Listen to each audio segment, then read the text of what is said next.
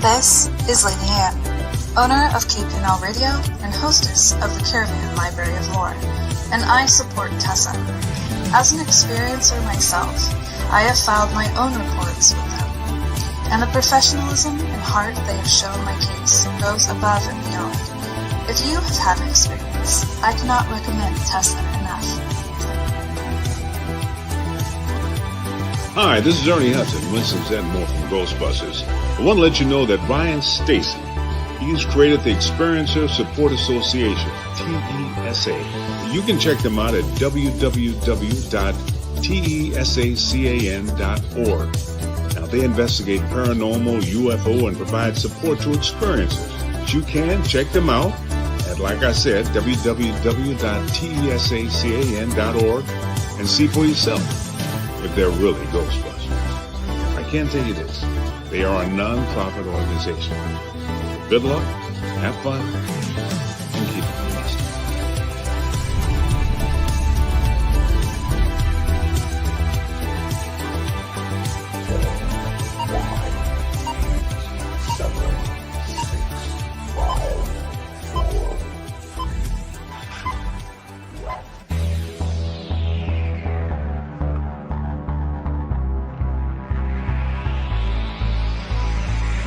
Good evening. You are listening to Beyond the Tinfoil Hat, a podcast by the Experiencer Support Association. TESA is a UFO, paranormal, and paracryptid investigation association. We investigate everything belonging to the global phenomenon linked to highly strange and unexplained experiences.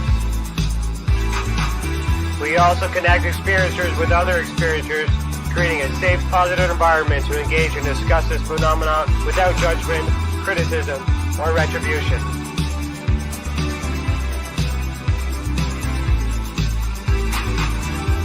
From the land of the white rolling sands, on the southeasterly tip of Georgian Bay, to all of you listening around the world, as we simulcast live on KPNL Radio, we salute you.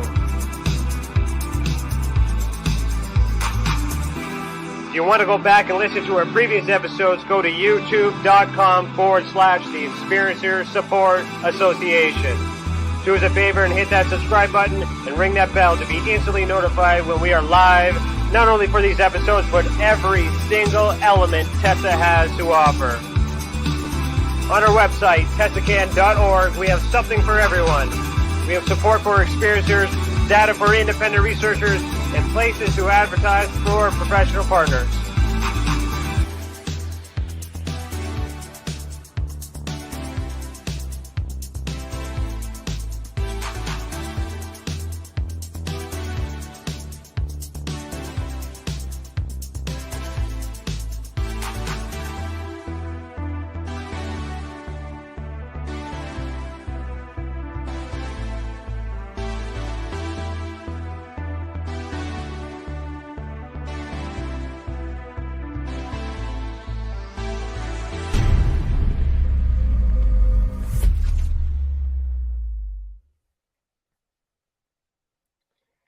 Hello, everybody. Today is November 4th, 2021, and I, Ryan Stacy, am your host this evening.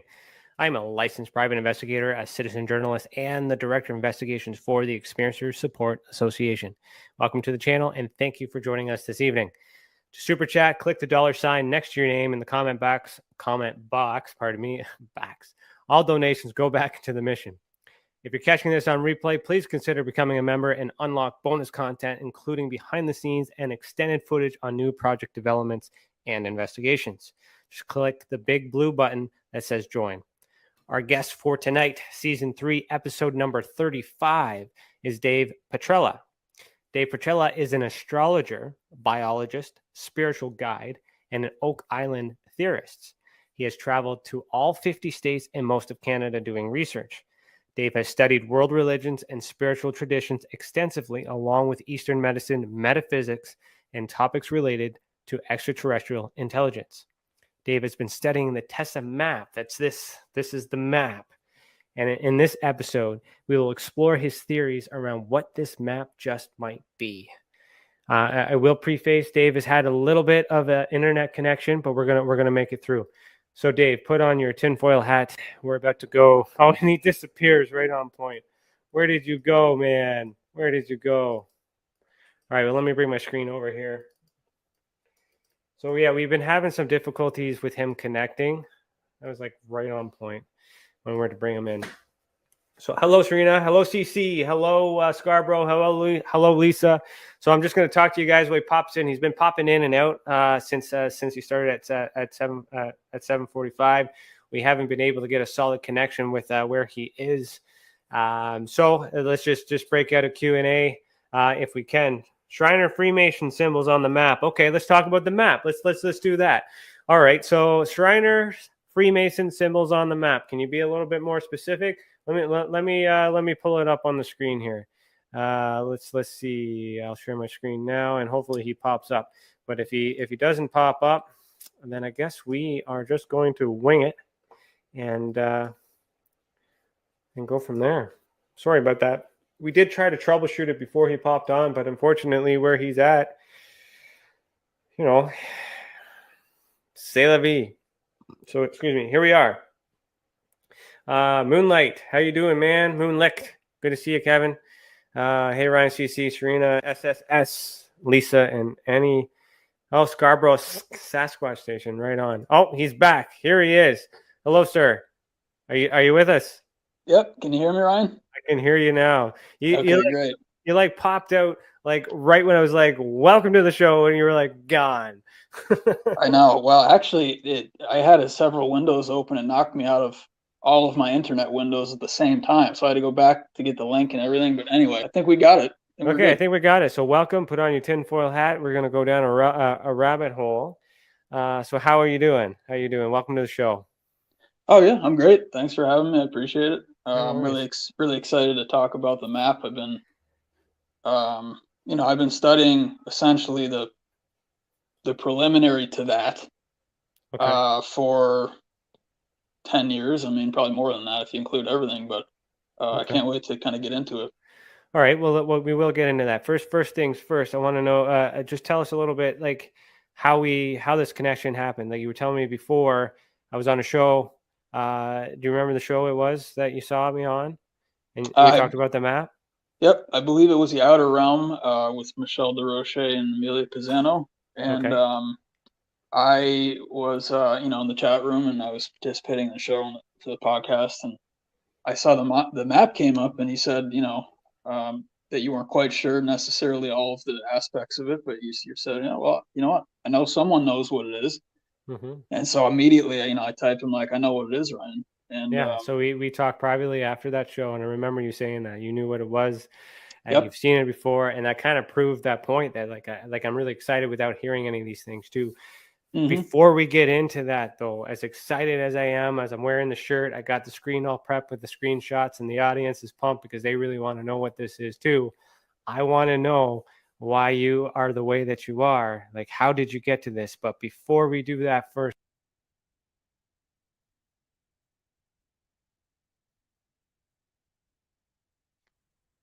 Hello? No, sorry, man. It's the energy. Maybe the energy is just so strong right now that nobody really wants us to talk about this map.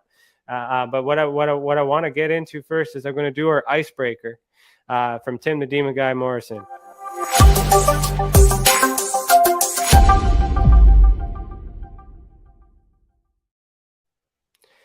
All right, so the icebreaker, for those of you who are tuning in for the very first time, Tim, the Demon Guy Morrison, gives me the first question of the night. I'm going to open it and share it with you all for the first time, and we'll either answer it together or one of us will answer it, and then we'll get into the show. So Timmy asks today, would you rather see a ghost of a stranger or a ghost of someone you love? That's a good question. Well, you want me to answer first, Ryan, or? Sure, go ahead. Probably a stranger, because the way that I interpret what a ghost is it's something, a spirit that's still trying to figure out what they're doing. There's some confusion. I think they probably haven't crossed over yet. I've heard that they're earthbound, that ghosts are earthbound, which is not a pleasant necessarily thing if you're trying to get to the spirit world. So, that probably it'd make me really sad, I think, if it was someone I knew. So, But you know what? Honestly, like I try to represent the entire spirit world, so I'm there for you know, any spirit that's struggling, trying to figure something out. I really try not to discriminate. So be Hey, sad they sad could either be way. people too. They could be people too. So I like Right. that. That's tough for me. Like, I mean, I've been fortunate enough not to have many pass in my life at this present time. Knock on wood. So, but I mean, I can imagine. I can imagine that. So I would say on the account of being emotional, and on the account of as an investigator wanting to understand what's going on, I would prefer a stranger. But then at the same time, a loved one, someone I know that's familiar, might really help too. Might make it a little bit easier to understand what's going on. So that's my take on that. Thank you, Timmy, for that question. And hope wherever you are, you're not in the chat. So I hope you're watching. Maybe you're being a creep, not commenting. Say hello. Let us know that you're here. Okay, Dave. Tell me why are you the way that you are? How did you get into astrology, biology, Oak Island theorist? I want to talk about Oak Okay. Island a little bit too, if we can. Yeah, sure. And then just real quick, and then we can get into the map from Okay, there. well, I started with biology since 5th grade. I was reading pretty elaborate manuals and medical manuals even at that age. And of course, none of the teachers knew what the things were. I would ask a question. I said, studying anatomy or something, and really basic anatomy. Of course, they had no idea what the answer was. So I went back and I consulted the books I had, at my house, my library that I started to build up when I was young. And I took biology very seriously. I started college for biology, and so in terms of the tenets of Western, I call it Western biology, which is how it's taught in North America, or just even maybe I'll just say North America. Yeah, I'll keep it North America. But then I never had any real exposure to the Eastern medicine or the Eastern science of biology. I'll get to that in a second. But so I had the biology background, and then I wanted to kind of like branch out a little bit. So I took a course in college on Greek and Roman mythology. And that was still to this day one of the best courses I've ever taken, because it wasn't just like a story anymore. It was starting to get into what are called entheogens, which it bridges the gap between the biology and the mythology. It's something basically that you ingest, if people are not aware of this, in order to get yourself into a state to commune with a divine presence or whatever. And so for the ancient world, that was the Amanita muscaria mushroom, which is that fairy tale mushroom that everyone probably is aware of from like the Russian mythologies and all this stuff. But anyway, that started to bridge the gap between the spiritual world and the biological world for me. And then let's see, in terms of the timeline, I started studying in 2012. I started studying the chakra system, which is people who do yoga be aware of the colors that go up the spine, the energy centers up the spine. I started that in 2012. And then in 2015, I was looking for information again about biology, about some of the Eastern traditions of biology, and specifically the cerebrospinal cord fluid, which is the master fluid essentially in the body. It's the brain fluid that it gets diverted down the spinal column, and it has a lot of esoteric indications to it. And what I did was I found someone named Santos Bonacci. I don't know if anyone is familiar. I'm sure someone's familiar with him out there that's listening. He's a very, very, very good astrologer. He also does a lot with flat Earth, and in terms of getting people up to date on, like our rights as humans and things of that nature. So he does a lot of that stuff. So I found his video on cerebrospinal fluid, and then on the right column under the YouTube, the videos suggested for you, I saw astrology. So he had like a huge number of videos on astrology, a lot more than on the biology aspect. So I said, what I found in his first video was so good. Actually, the first video changed my life forever in terms of what I learned about what the East says about biology. And I said, all right, so he did a great job. So I'm going to give him a real chance. And I watched his astrology videos, and that was the first real exposure I'd ever had to it. And then I started doing birth charts, over the next few months, and I've been doing it ever since. So the more disciplines that you can accumulate, really, you know, in terms of how they were taught originally, to get as close to the original teaching. You know, if you have a strong biology background, strong chemistry background, strong astrology background, strong background in geography and geology, and just basically as many things as possible, and you take it seriously enough, you know, this is really what I believe. I mean, I'm a smart person, but I also really pay attention, and and to me that's number one. Pay attention. You know when you hear something that's helpful and important, and then you're going to be able to apply it. Even you don't have to be brilliant. You know, you can just follow. It's like following the road. It's all laid out for you. You just follow it. So I think that's the summary. No, and it's interesting how you ended that way, because I remember how I was presenting the map to Michelle, and sorry, what was the other one's name? Amelia, pardon me. Sorry. It was Michelle was mostly talking, so that's why I remember that. Sorry. And yeah, because I was kind of saying, like, what is this? You know, this is meant for someone else, and someone must understand this. And then there you go. Like, I mean, apply it. I mean, like another thing too, I talked about this at my lunchtime video, is that I did prep some files that I have that I haven't really shared with the audience about the map either. So I just thought that would be a perfect time to share that, but I'm not going to share it until after you've talked, because I kind of want to be like, hey, it's coincidence that lines up to what I have. You know, I kind of want to do a little bit of a live investigation kind of type reveal thing, which I'm really excited for.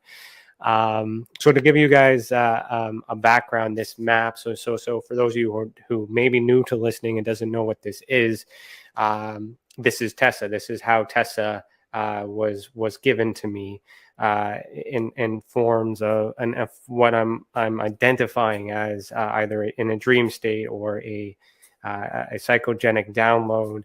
However it happened, this message was given to me by myself or something else, and essentially I had to draw it on a piece of, until and I wasn't able to stop drawing it until I was done. I don't remember starting. No, I remember starting, and I remember finishing, but I don't remember everything in between. So and there was also no decision on whether this color should be that color or this should be placed and oriented. It was just start to finish, and then done. And then ever since, I've been trying to understand what it may be by things I do know and that I remember or I recognize in this symbol. So before I share that stuff, some stuff I've shared before, but I'm going to get into detail too. But with Dave, I'm excited to see where this goes. So do you want me to start with the slides, or like how, because you gave me some stuff to share, right? Yeah, I think that's a good idea, Ryan. The slides that I sent over are it's kind of like well, I'm going to have to just explain briefly kind of the baseline of astrology, because that's where I'm coming from. And it's not going to be too long form, because I'd rather talk about the specifics of the design, but I want people to see, and it's important that people see the baseline of, well, for instance, the first thing is it's really the circle. And, any time you see a circle, you should be thinking, and it has something to do with, some esoteric knowledge or something. You should be thinking about astrology, because this is how astrology actually works. And astrology is how, between astrology and astronomy, and the difference is, I should probably define that too. The difference is that astrology, it ascribes meaning to the positionings of the planets and the stars in the sky. Whereas astronomy will agree with astrologers and they'll say, yeah, this is where it is at this date. Venus is up here at this degree in the sky, but that's it. They don't say anything else with it. They just say, okay, we observed it, and that's it. And so astrology does that, plus it gives meaning. So in any case, there's really two things. The first thing is the circle. So we'll just go into the basics of astrology here first, and then we'll pick up with the design. Okay. Do I have the right slide up, or you want a different one? No, That's the right one? Okay. That's the right one. Yep. Okay. So what this is showing, and you'll obviously you guys will notice it's a circle, which is the first thing that you're going to see. Okay. So this diagram is showing the equinoxes and the solstices, which again it's actually basic. Again, it's also astronomy, but astrology takes it up a step. And so over on the left side, you can see, hopefully people can read that, but over on the very far left, it says spring equinox.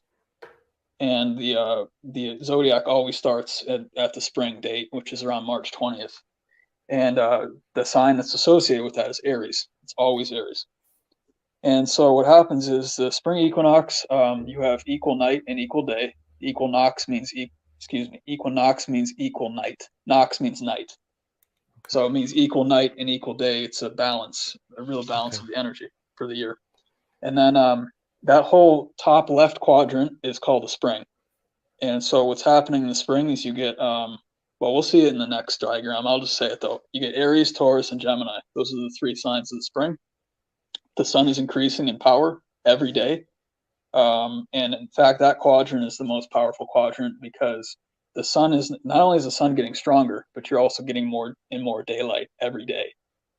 And so those are very positive signs. People who are born under those three signs is, in my opinion, it's a real gift. It makes things a lot easier, actually, in a lot of ways. Then until you get to the summer solstice, which is at the very top, which is June 21st, thereabouts. And that's the longest day of the year. The sun is the highest in the sky. And from that day, you start to now lose sunlight every day.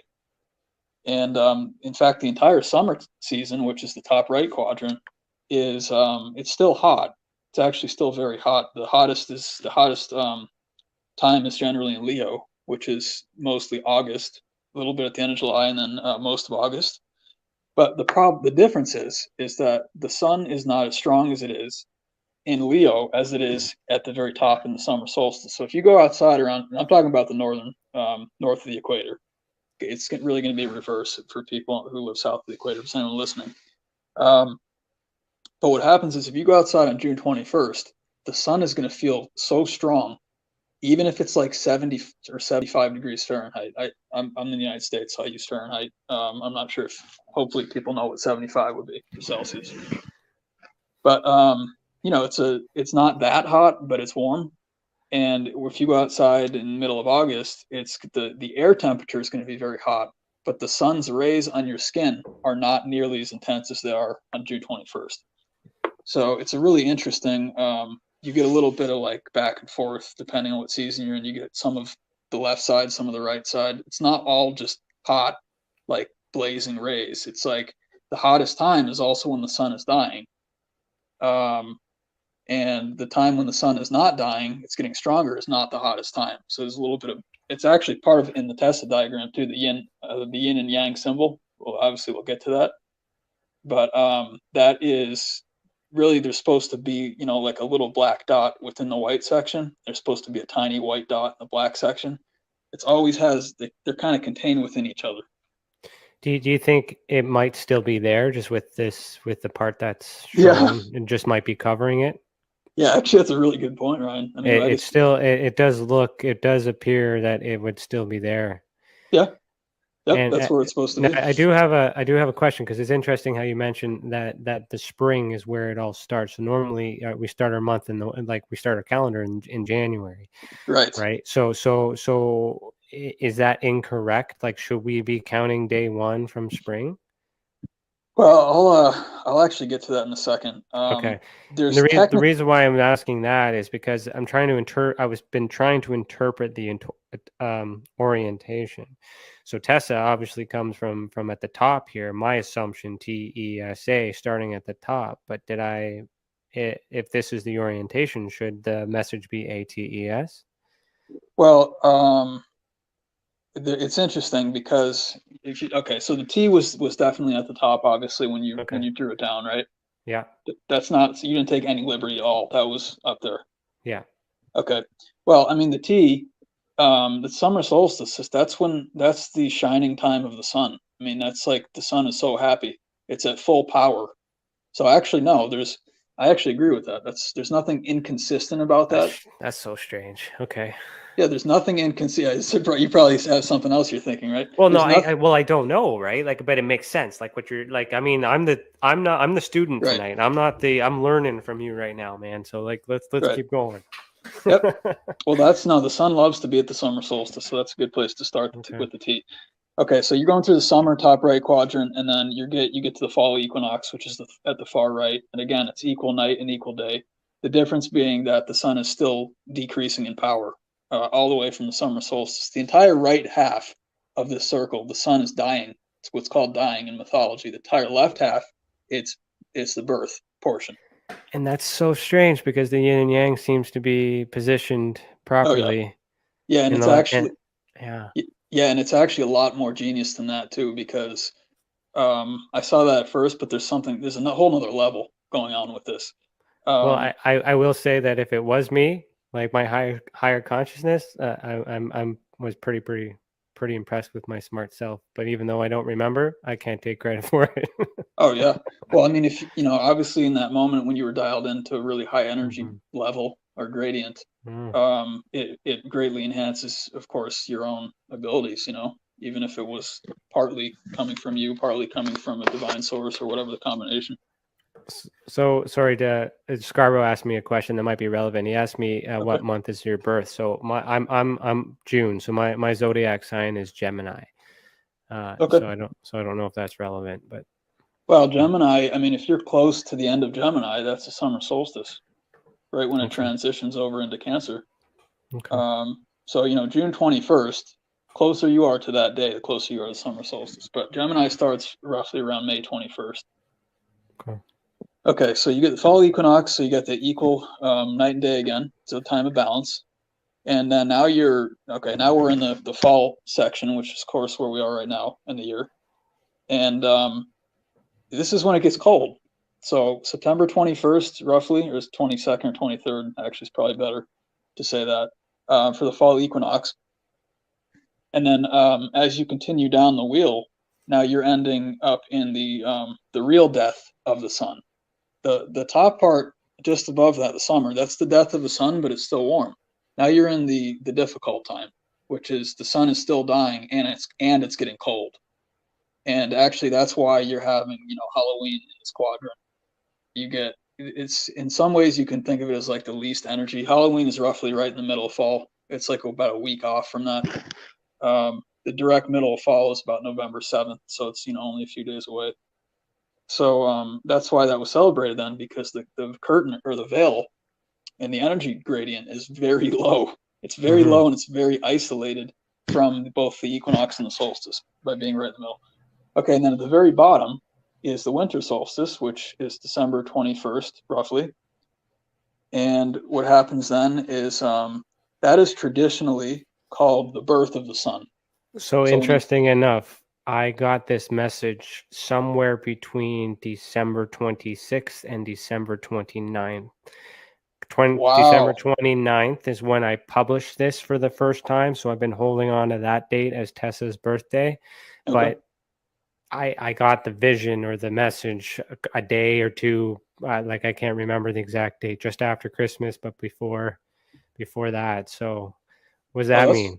That's phenomenal, Ryan. Well, it means a lot because you guys can probably see, if you can see up close, I wrote birth of the sun December 25th. Now, the solstice is about 3.333, which is part of where 33 comes from, days before Christmas. So what happens is that you're not actually, the sun basically is what's called as it stands still. It doesn't lose light, it doesn't gain light at the solstice for 3.33 days. And then at the end of that period, that's when you have December 25th. That's why, and then that's when you start to actually have the birth. That's when the sunlight actually starts to increase. And that's why we celebrate Christmas on December 25th. And if you're going to Christianity, I don't want to talk about this a lot. Well, it is religion, it's important, but the sun it's Jesus the sun, but it's also the sun in the sky, and that's why they're the same word. Yeah. I believe both happened. Not everyone believes that. I believe he was a real person, but I also, of course, since I'm an astrologer, I obviously understand it this way. Yeah, So, in my Masonic teachings, Jesus was a man. He may have, he may have been a Mason himself, but yeah, I agree with you there. right. Okay, so then the 26th would be, like the first or the second full day of the birth. So that's like the power day, Ryan. That's when you celebrate because you're getting more and more light every day, starting on the 25th or 26th. That's very, very important. And in terms of the 29th, I would be able to see if I looked at your birth chart for you personally why that day might be really important. I can't see it now. Well, see, so the December 29th is the only date that I can go back to because that's the date I made this image public. Okay. So, but I do know that it was after Christmas because we were down out in the open area where there's no no pollution of lights or electronics or anything like that. So my mind was completely open. So I mean, it could have been Christmas Day, like it could have been Christmas morning or Christmas Eve, like who knows? Could have been. Well, it's either way, it's close enough that it's extremely significant because that's the day where the sun starts to gain in more light every day. It's not the 21st. That's what people have to understand. That it's the 25th. Mm-hmm. The 21st is when you stop losing light, but then there's the 3.33 days in between where nothing happens. It just kind of sits in the sky. Okay, so then as you're going up, you're in the birth of the sun now, but you're still in, it's still pretty dark because there's more darkness than light until you get again to the spring equinox. And actually the better term for that, Ryan, is the rebirth. So you have the birth on the winter solstice and then you have the rebirth on the spring equinox.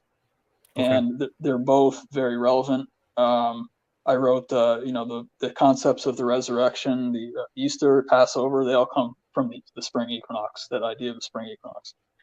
And Passover means you're passing over the center line that goes horizontal of the zodiac, which is the equator. It's actually the equator, passing over the equator, the sun. So the calendar it's very interesting if you pay attention to some of the finer points with astrology, is that the calendar used to start in March. And I don't have a particular day for this. I haven't studied it that much, but I know it did because in March, that's the spring equinox, March 20, 21, 19, somewhere right around there. So the reason I know that is because by the time you get to September is indicating 7. That's the 7th month. It was originally the 7th month. And it got changed. You actually see the vestiges. You see July, which is from Julius. You see August, which is from Augustus. So you obviously know the Romans had a hand in this. Mm-hmm. But September is 7. Not the normal calendar. The calendar we use today is not the right date. Right. Yeah. But thankfully, it hasn't been completely destroyed. And I know that because when I do birth charts, they're accurate. So I'm just so thankful that we still know what we're doing. So what is the first month then? What is actually the first month? Well, I mean, you can either call it March. Yeah. Or you can call it, I'd actually make it more specific. I would either say the first day of the year should be March 20th. Or it should be December 21st. So it depends on if you're talking about the birth or the rebirth. And the reason the rebirth is great is because now you're getting more light every day, and it's warm, and everything starts to grow. At the end of March, and depending where you live, and into April and everything. So anyway, that's a general pattern of the zodiac. It is the zodiac, but this actually, of course, was also used for farming back in the day. And even people who don't, maybe they don't have an interest in astrology, you have to know these dates because you have to get your seed in the ground. You have to make sure you have enough time for it to grow and produce something that you can eat. And then you have to get it out of the ground before you freeze. So it's very important to know this, even if you're not doing astrology, because it's life or death. When you didn't have a supermarket, you got to. Well, yeah, where did our ancients learn that, though? You're probably going to get into that too, right?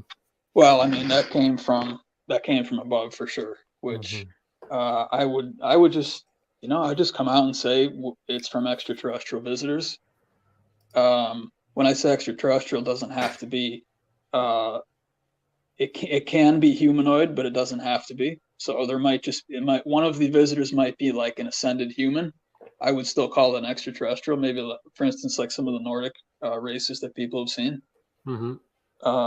In terms of extraterrestrials, or they can be things like Greys or reptilians or Arcturians, or just so many options. But in any case, we can go to the next slide, I guess, if you're okay with that, Ryan. Yeah, no worries. You just tell me. I'm okay. I got them all prepared, yeah.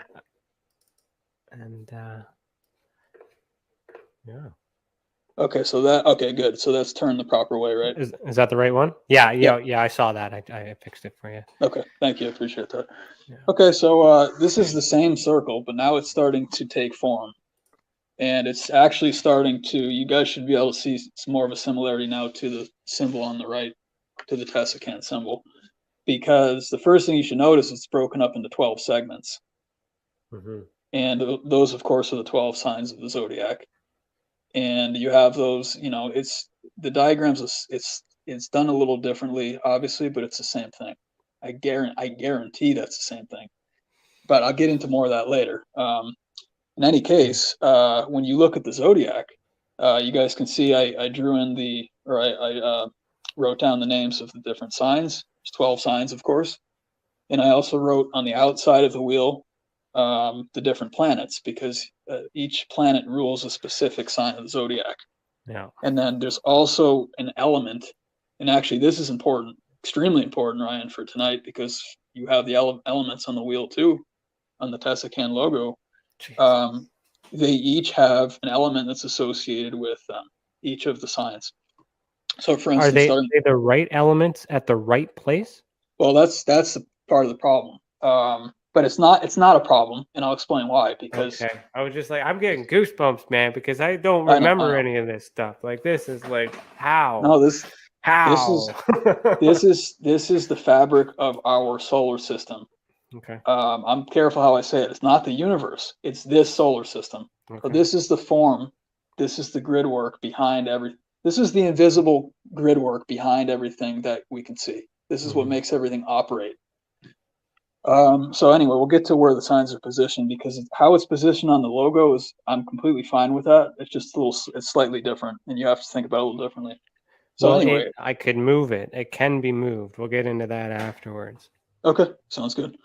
So anyway, each quadrant, of the year, which you got the spring and the summer, then the fall, and then the winter, they all have 3 types of signs. It's either called a cardinal sign, which is the sign that kicks off the season is the cardinal sign.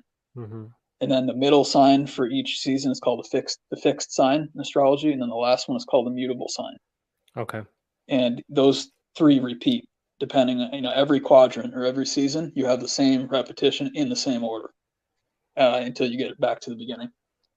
So we don't have to spend a huge amount more time on this now. I just want people to see mostly the division into 12. Obviously how it perfectly matches the division on the logo, and the fact that each sign is associated with an element, which is, of course, going to come into play too as we continue. Okay. Yeah, we can go on to the, it says human body chakra system, that slide.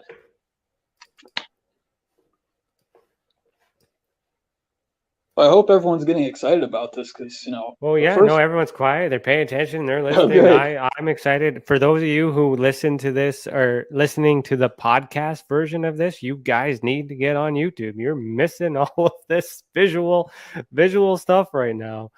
Holy. All right. Okay, so now this slide, now it's going to start to get, each slide we go into it gets more and more interesting. This slide is going to start to define why, because I remember you mentioned, Ryan, I just want to make sure I'm correct about this, but that this symbol is sitting on the top of the pyramid, correct?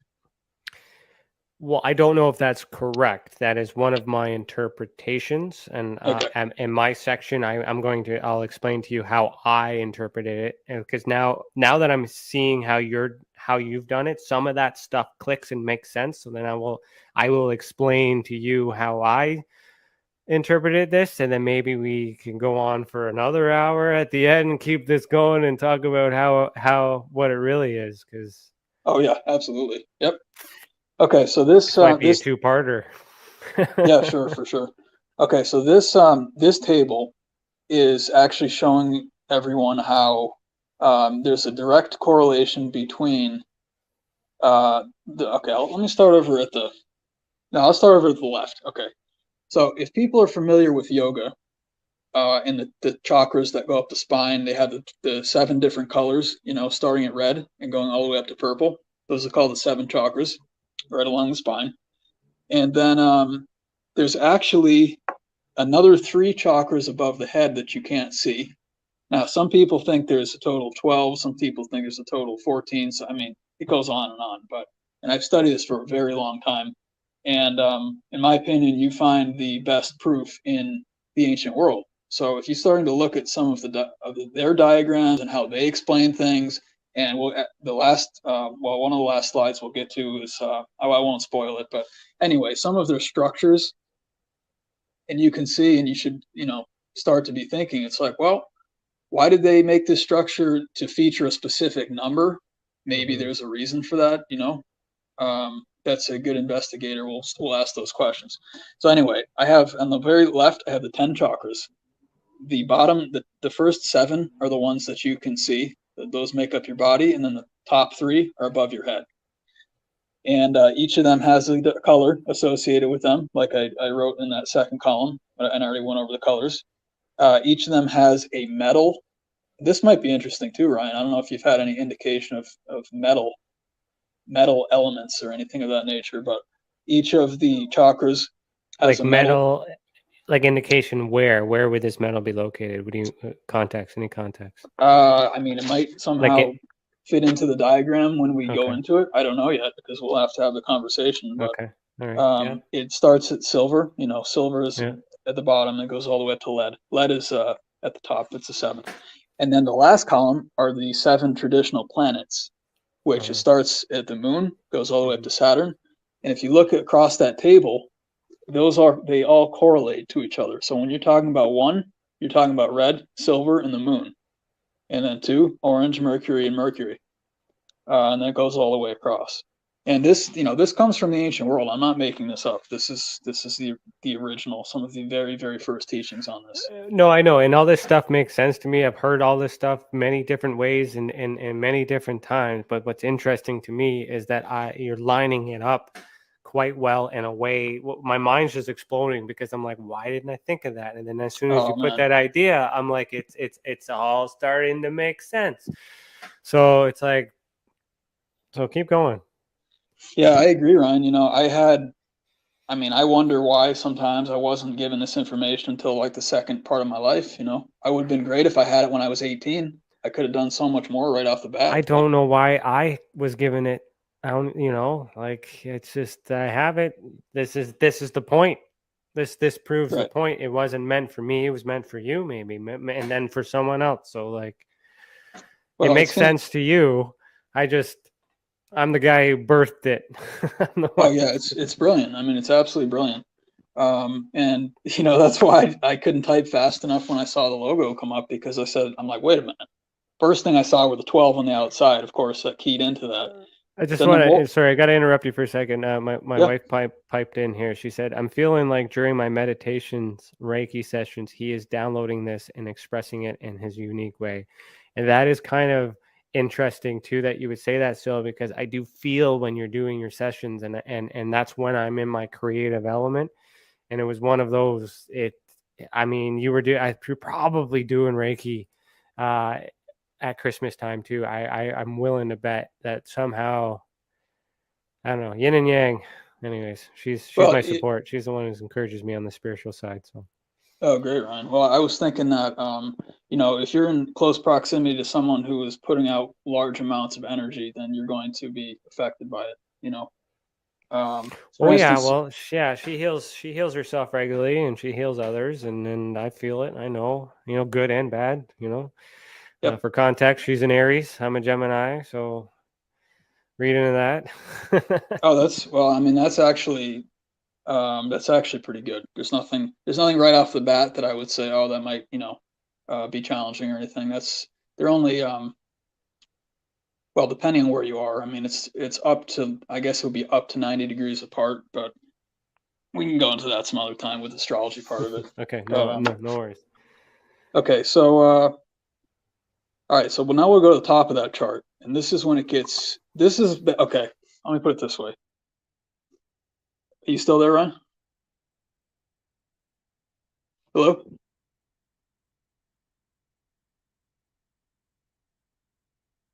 I'm still here. I don't know what happened, but you got this.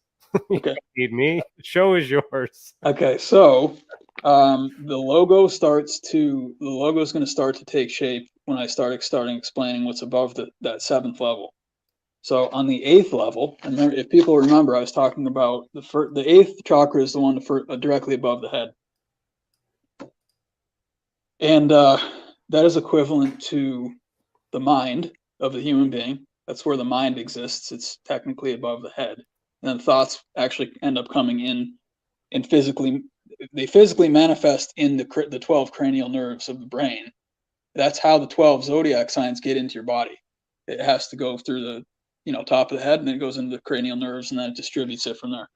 Okay, so the 8th level also contains the entire zodiac, and what it's called in the ancient world is called the fixed stars.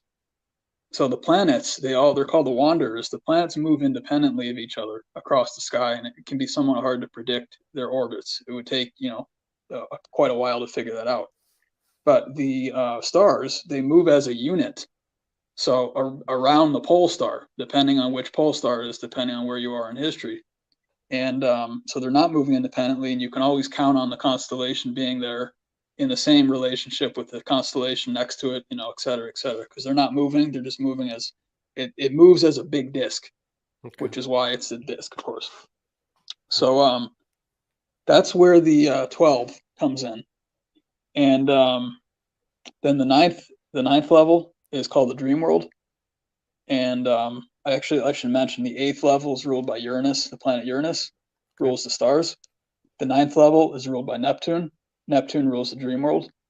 And well, I'll go into this in a second because it'll be more exciting when we actually looking at the logo directly. So that's number 9.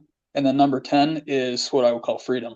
And that's freedom from the solar system, which means now you can access the rest of the universe, depending on, given the laws of different systems, you can move freely. Okay, so that's that general chart. We can go to the next one if you're ready, if you're okay with that, Ryan. Yeah. I'm just currently decompartmentalizing my life right now and trying to make sense of oh man, why I am the way that I am. Yep. This is revealing. I'm uncomfortable, but I like it. Keep going. Yeah, no, definitely. Okay, so this slide is showing actually the proper model of the solar system. And again, this goes into deep antiquity. Even when it's not expressly stated, like this particular diagram, I would say probably came out of Egypt, Europe, Egypt, Mesopotamia, somewhere around there. We'll obviously get back to Mesopotamia because it's extremely important. Anyway, so the original model was based on the flat Earth model. I'm sure people are aware of that. And the Earth was said to be a flat plane. And in fact, the word planet comes from plane. Plane, of course, meaning flat. So that's something to think about. Are you pro or con flat Earth? Well, you know what? I'm actually I would say I'm undecided, and I've researched it as much as possible. Pretty much, I've spent days and days and days and days. I've seen proofs on both sides. One of the things I suggested to my friend recently, which is interesting, I said, well, how about splitting the difference, and how about saying, maybe it's possible for some people to say, oh no, the sun's at the center, and the Earth, rotates around the sun. Well, what if I said the Earth is in the center, but it's a globe? Mm-hmm. That tosses things up a little bit, because if I say the Earth's in the center and it's flat, that's one option. The other option is the Earth's in the center and it's a globe. The other option is the sun's in the center. And you know what? Actually, they all might be true, because you're talking about quantum levels and stuff like this. It's interesting too, because the yin yang it was also another interpretation of how the sun and the moon would play with each other on the flat Earth model. That's true. That's great, Ryan. You're right about that. They do a dance around each other, you know, the sun and the moon. And the sun, the cycles of the moon, well, that's where we get month from, is from moon. Approximated at 28 days. It, you know, varies slightly, but that's roughly the length of the month. In fact, there's some models that actually talk about how the year should have 13 months instead of 12 months, because it's not based on like a 30-day month. It's based on like a 27 or 28-day month. Well, if you go back to Sumerian, you look at their mathematical system, the base 60, right? We still use that today for time. That's the only time we use it. Everything else is base 10. You know, so you know, so like I'm totally with you on that, and I do share the whole undecided kind of. I agree on both sides of the fence. And and I will remain that way until I go into space and see for myself. Oh, man. You know, Brian, so, I agree 100%. I want to see it, you know, I want to see with my own eyes. I agree. Yeah. Okay. So, anyway, this is based on the flat Earth model, though, where the Earth is a plane at the center of the solar system. So this is going to make a lot of sense if people really think about it, honestly. I drew concentric circles because it's actually technically, I would call the Earth I would call the solar system a very big bubble with like 10 other bubbles nested inside of it, or a total of 10. Let me just say a total of 10 bubbles. And at the center of that bubble is Earth. This is the original model. Okay, so then what happens is when you go above that, you have what are called the 10 spheres. And the sphere indicates a vaulted sky, which is the top half of that bubble. Now the bubble, I 100% believe the bubble continues beneath the ground. We just can't see it, and it's in a different matter gradient so that it becomes solid. But it's the same. It's actually a sphere. It's not just like not just a dome. It's the dome so the energy is creating the shape. You mean? Is that what you're saying? Well, the energy of that sphere is projecting it as a full sphere, not as a dome. Because the dome would just be half of it. You can see the line I drew. The other half goes beneath the Earth, is what I'm saying. And that would make sense why visibly we can see that dome shape while we're here. But yet the same people that's the thing with the flat Earth thing. It's just the people arguing it. Nobody's been to space. So the ones that do argue it do go to space. But then there's that whole cover up in NASA crap that, you know, so it's like it's hard, you know. You got to find someone who believes in the flat Earth and then goes up to space and then and you know the dome, like you're just saying, Ryan, the dome might be not part of the Earth but part of the first sphere. And actually that's what some people claim, is that we actually can't get to the moon because it's a luminous body. It's a spiritual luminous body. It's not like the same type of dense matter as the Earth. It's not something you can land on because it's like kind of like a hologram-ish. I'm not saying that's true. I'm just saying that's one of the things that people. And some say we can only land on it because it's within the dome. It's inside the dome, not outside of it. Well, and you know what? That might be also true because the moon, it rules the first sphere. So you're going to expect to see the moon within that first sphere. And then to get out of that first sphere, I personally don't think so. I don't think that. So the other part I totally have to mention, and I keep forgetting that. So we do have some experiencers that do astral travel and do have testimony on being on extraterrestrial crafts. And so Lisa says that she can vouch that the Earth is round and beautiful and fragile from one of her experiences. So that is, you know, that's true and untrue, you know, all at the same time. It's so. I love that, though. I love the firsthand testimony because I haven't seen that myself. So I appreciate that. But you still accept the possibility of, like, that's the thing. I was like, I know it's round. I feel like it's round. It makes sense to be round. But then I'm like, it also makes sense that it's not. yeah, exactly. You know. Well, in most here's the thing that's interesting is that most concepts on Earth are dualistic, and it was created that way. And actually, we'll get into that with the logo as well. But it was created to have. It's really weird, man. I mean, it's created to have two contradictory concepts be true at the same time, and that makes duality. Duality, equality, objective. You know. Well, then it makes it difficult when you're trying to pinpoint one side, because then if both seem like they're correct, how are you supposed to figure out which one it is? You know, it's a very strange thing. Okay, so anyway, so the 10 spheres, like I was saying, they're complete spheres. It's the best way to think about it is like Russian nesting dolls. They sit inside of each other like that, and it's like a 3D object, and it's a full, it has the top and bottom and everything like that. So that's what you're seeing with this model. This is the ancient model, and actually I'll prove it to you at the next slide as well. But when you go over to the right, you see I drew it so it made a little bit. I drew it in a little bit different way so that you can see that above Earth, let's say Earth is in the center, the flat plane, you have the 10, what are called the 10 heavens. And this goes into a lot of, Dante's Inferno story. People are probably looking at this and saying, it is because that's what it's based off of. Okay, so you have the 10 spheres above the Earth, which are the heavens. And at the higher you go up, the density decreases. That's why you have the outer planets, gas giants and stuff like this. And then they get more and more less dense, basically, as you go out. Neptune and Uranus and these beautiful blue orbs out there floating there, that seems like they're barely there. They're like really mystical. That's because the density has gone way down. And then when you go beneath the Earth, you have the 10 hells.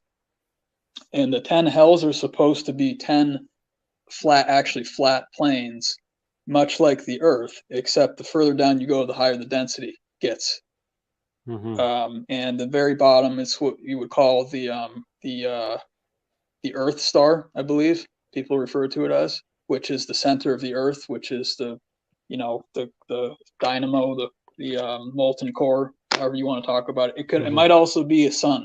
It might actually be a real sun inside the Earth, which fits with the hollow Earth model and all this stuff. And then the very top of that 10th level would be your soul star, which is, that's the highest. That's where you find your divinity. So could this also like tie into the simulation theory, where we're in a simulation? What do you mean by that, Ryan? Assimilation? Yeah, what we see in the physical world and what we understand with the metaphysical world and the consciousness and everything all connecting. This data that we're receiving is being implanted, and the reality in which actually exists, we're unable to see it because this is a simulation. Like there's someone, like this is the true Earth, this is the way it was, and then all of a sudden they decided to put us into this, virtual reality, which we're now progressing towards again in this material world. Yeah, I agree with that. And actually, probably the best way to think about it, I think about it in terms of, I guess I think about it in terms of 21 dimensions, generally. That's how I do it, which would be the 10 heavens, the 10 hells plus Earth. So they're all kind of holographic. The only one that's not holographic is the 10th level. That's where everything is actually the true form, the divine, true, perfected form. And then it's kind of like shining the light on that 10th level. If you say you got your divine, your perfected form of yourself sitting at that 10th level, and you shine a light behind you, then that light's going to get split into like 20 dimensions, into 20 different density levels, and you have, you technically exist in all of them. It's absolutely fascinating. But no, you're right. I actually believe in alternate timelines, alternate dimensions, copies of this dimension, infinite copies of the Earth dimension. I mean, really anything is possible. Especially the more you start dealing with these concepts, you can see that there's a lot of stuff going on. Okay, I think there's. So we're just going to pause right now because we got to get to commercial. Oh, okay. So no, it's okay. I was just getting prepped up for it. So we'll pause right here, but we will continue after a message from our professional partners. Also, if you're listening to this live on KPNL Radio or a future podcast, head over to youtube.com/the Experiencers Support Association to see the video that goes with this audio. You are truly missing out on visuals today. Holy. Remember, you are listening to Beyond the Tinfoil Hat, a podcast by the Experiencers Support Association. We will be right back. Ryan is one of Canada's leading new UFO investigators. He conducts and oversees UFO investigations on a constant basis and was really taken by his research. He's compiled tremendous amount of data regarding UFOs in Canada. And just as interesting, he really goes over how UFO investigations are done and what are some of the mistakes that people make when they submit evidence. Note for starters, don't edit your videos or photos before you send them.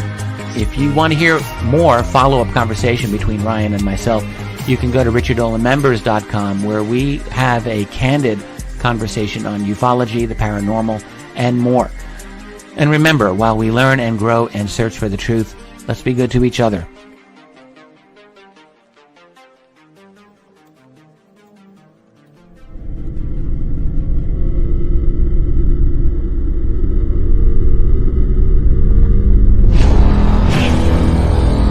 The same thing that draws aliens to our planet is the same thing that draws us to others. Exploration, curiosity, sustainability of life. That's why we go. It would make sense as to why they're visiting here. Travis!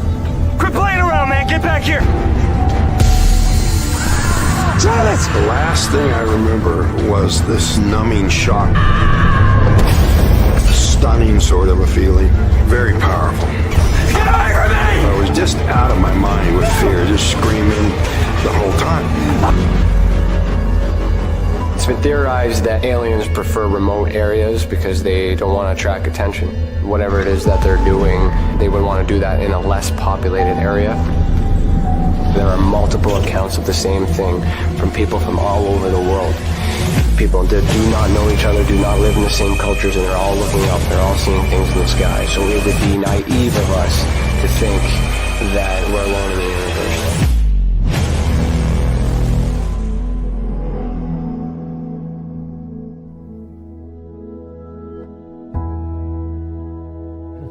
My mission is to assist and help those experiencing this phenomenon in such a way that they're able to continue and live with it, and also in a way that it can be measured, quantified, and reinforced within today's society, so that way it can be accepted and no longer viewed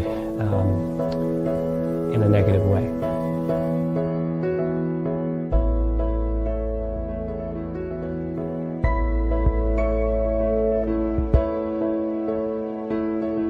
One thing that I do value in people is the ability to sense and feel when something is right and when something is wrong. That is a natural ability that we all share. Now, when we combine that with the paranormal and ufological abductions or visits, I have the sensation that these abilities are connected. Not everyone can sense, not everyone can feel.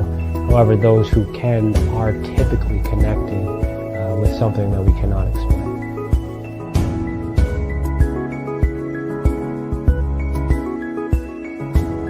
And part of my research is not just to investigate the experience, but it's also to understand and study the experiencer to find out what they have in common with other experiencers, to try to figure out what the actual makeup is in order to be on that spectrum.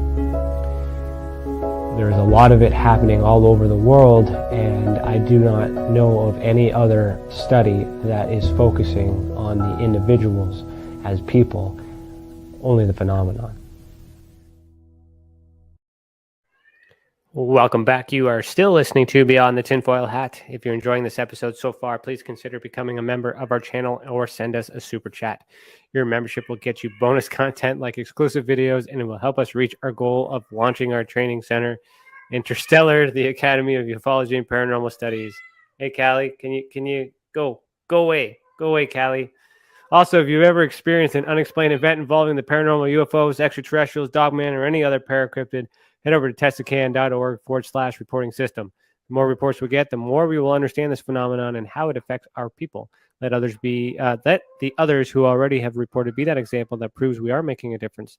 And if it wasn't for these reports, we would not be able to do what we do. And for that, we thank you. I am still here with this crazy, brilliant, mad scientist, Dave Petrella, who's frozen. Are you frozen right now? Are you frozen? No, I'm here. Are you still here? I'm trying to bring the screen over. I can never time this right. There we go. Now I can look at you. And all right, let's. Where did we leave off? Did you need a new slide or what?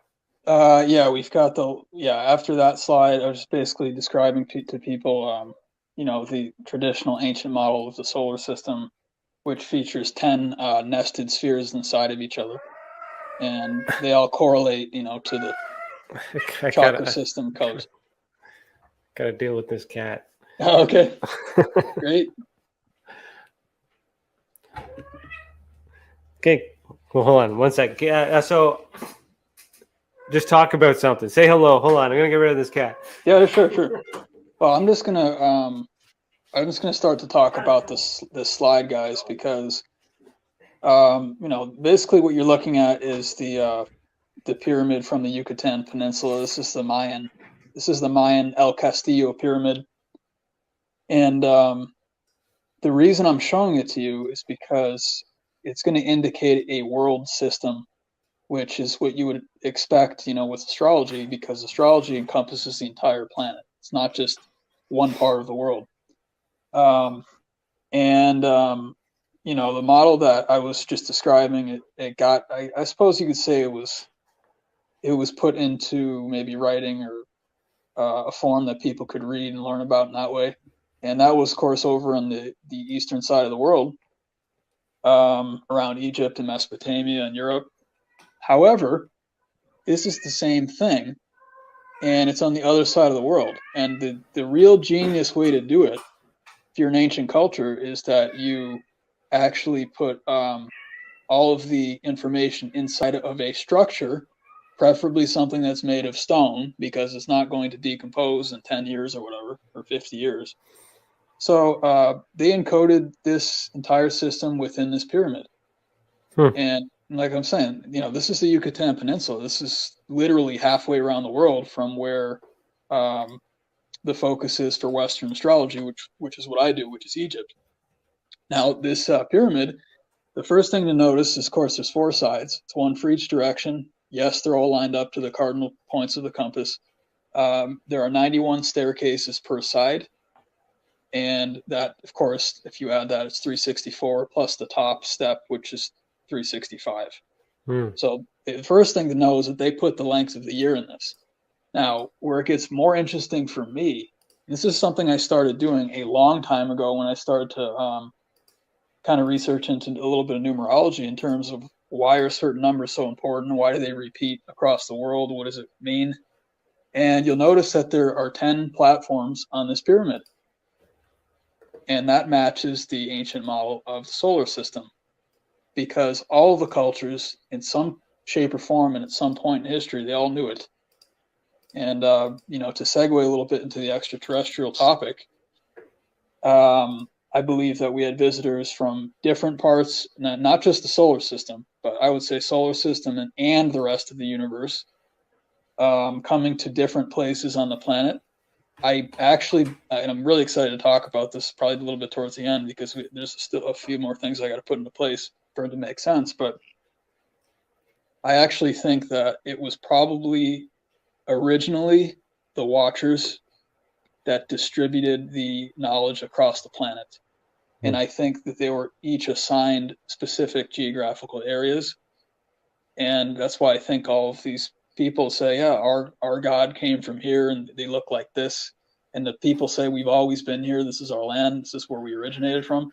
So what I'm kind of envisioning is probably the Watchers, and not just them, but probably other groups. I think they seeded humanity in the different parts of the world and probably independently taught them things like, astronomy and astrology.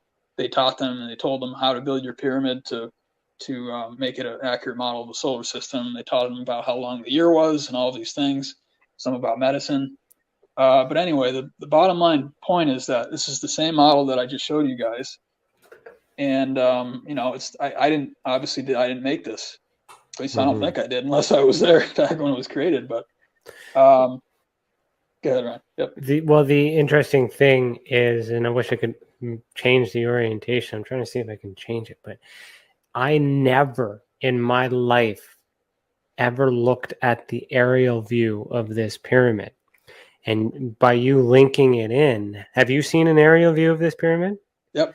By you linking it in, it just made me look and wonder, what the hell does it look like? And look at this. I've never seen the area view of this. If I were to just change the orientation a little bit, like it looks like that. That's what it is. Yep. That is fucked. I'll use my F-bomb right there. What? Yep. Wow. Okay, so you're right, and you already keyed into it, Ryan. This is your logo is an aerial view from the top of the solar system. And I assumed it was a pair. Okay.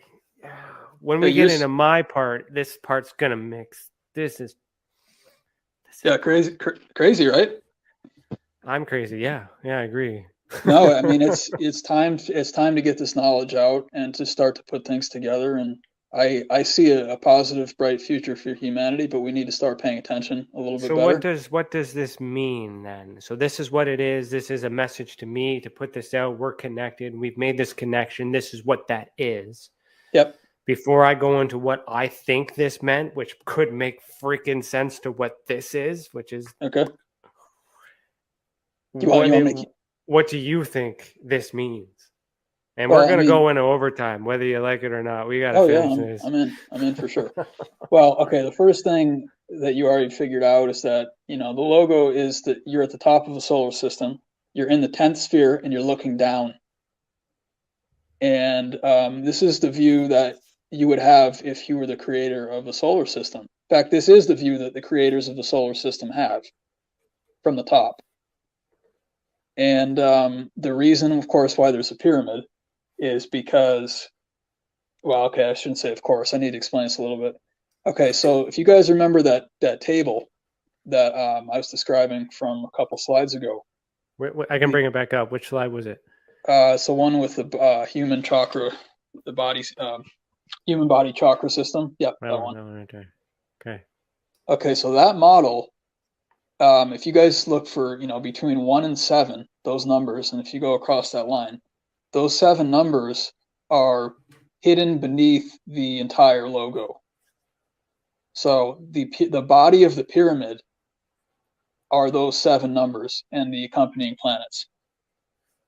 So we can't actually see that part. The first thing that we see starts in the 8th, the 8th rung of that ladder, or the 8th part of that table. And the 8th part of that table is the zodiac.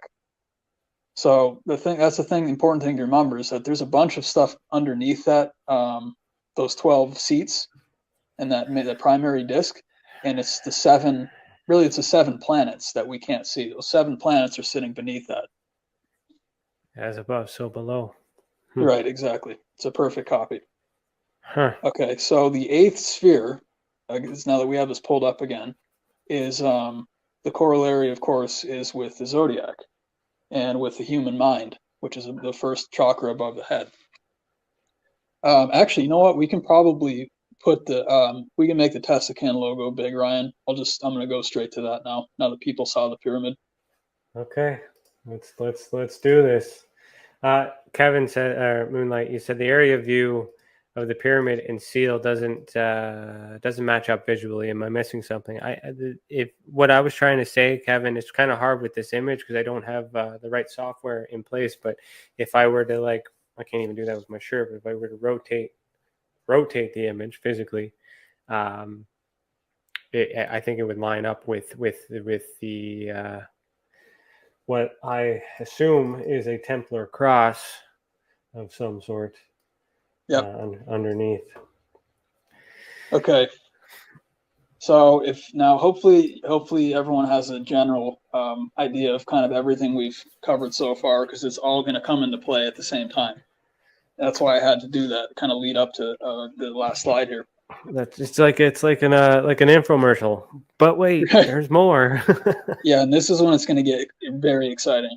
All right, let's do this. I can't wait for the last topic because it has a lot of significance to it.